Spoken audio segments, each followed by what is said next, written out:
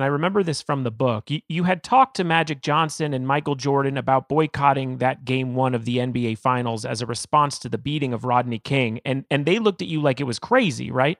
And the funny part is that when we look at the hierarchy of both society and whatever realm you're in, there's a certain pecking order.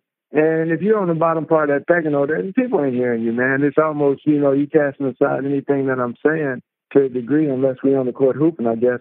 But, for me, it was one of those things where I had talked to Michael about, opening up the same manufacturing we have overseas in America and us being able to produce shoes and stuff here. And that's the part that I felt like we kind of missed the boat in as far as the 1991 championship on both levels. Chicago and Los Angeles, two of the biggest media markets. What would happen if we would have said, we're going to have a work stoppage and we want to change the condition of police and civilians? And, we want to protect and serve to really mean something.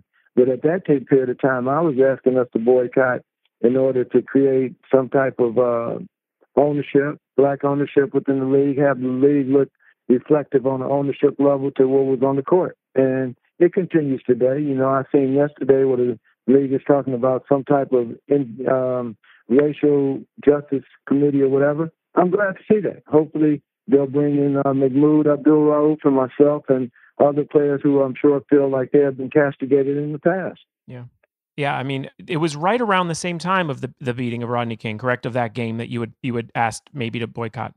Absolutely, it was in '91, and that's and that's the thing where oftentimes, man, I think we have that ability to turn a blind eye or play ignorance to causes and issues because it's not palpable to the endorsements we may have or to a deal we may be trying to strike or whatever, and we have to start to put the human condition above money, and that through that, I think is one of the things that I have a lot of love for is what LeBron has been doing and not being afraid to stand with what's right, man.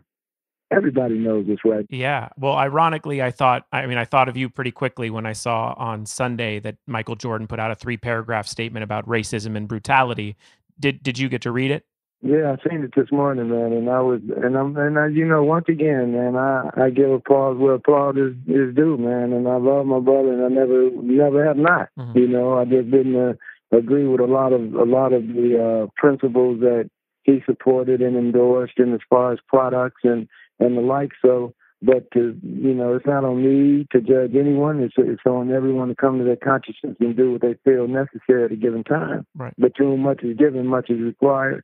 I was with them when they were riding in Miami and ride and stop just so we could come down to Miami so they could see Michael Jordan play. So I know the power and impact that he has.